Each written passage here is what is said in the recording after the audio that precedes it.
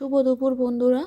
তো এখন দেখো আমি খেতে বসে পড়েছি। ও বাড়ি থেকে এসে রান্না বান্না করে এখন আমি খাবার খেতে বসে পড়েছি। মায়ের বাড়িতে যে লাউটা গাছে হয়েছিল সেই লাউটা কিছুটা মা দিয়ে দিয়েছিল, বলেছিল বাড়িতে নিয়ে গিয়ে রান্না করবি। তো বাড়ি এসে সমস্ত কাজকর্ম মিটিয়ে নিয়ে আমি এখন রান্না করতে বসেছি। আর ফেরার সময় একটু চিংড়ি মাছ নিয়ে নিয়েছিলাম, তাই আজকে রান্না করবো লাউ চিংড়ি। তো প্রথমে লাউগুলো কেটে নিলাম, তারপরে আলু কেটে নিলাম। তো এবারে লাউ আর আলু একটু ধুয়ে সঙ্গে সঙ্গে তুলে নিলাম। লাউ তো বেশিক্ষণ জলের মধ্যে রাখে না, তাই সঙ্গে সঙ্গে ধুয়ে তুলে নিলাম। তো এদিকে লাউ ধোয়া হয়ে গেছে। আর দেখো এই যে চিংড়ি মাছ কিনে এনেছিলাম, 300 গ্রাম চিংড়ি মাছ। তো দেখো এখন আমি চিংড়ি মাছটা পরিষ্কার করে নিচ্ছি। আর দেখো এতটা খোলাই খালি বেরোছে চিংড়ি মাছের, আর এইটুকুনি শাঁস। তো তারপর আমি কড়াতে তেল দিয়ে চিংড়ি মাছটা এখন ভাজতে বসিয়ে দিলাম।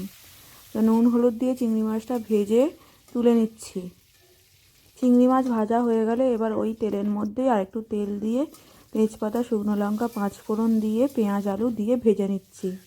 আর এদিকে মশলা তৈরি করে নিলাম। 4টে রসুন কুচি, একটু আদা আর জিরে দিয়ে একটা মশলার পেস্ট তৈরি করে নিলাম। লঙ্কা গুঁড়ো, হলুদ গুঁড়ো, জিরে গুঁড়ো দিয়ে মশলাটা কষে নিচ্ছি।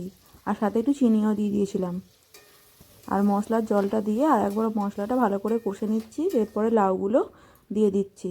লাউগুলো দিয়ে নেড়ে চেড়ে নুন দিয়ে ঢাকনা চাপা দিয়ে দেবো।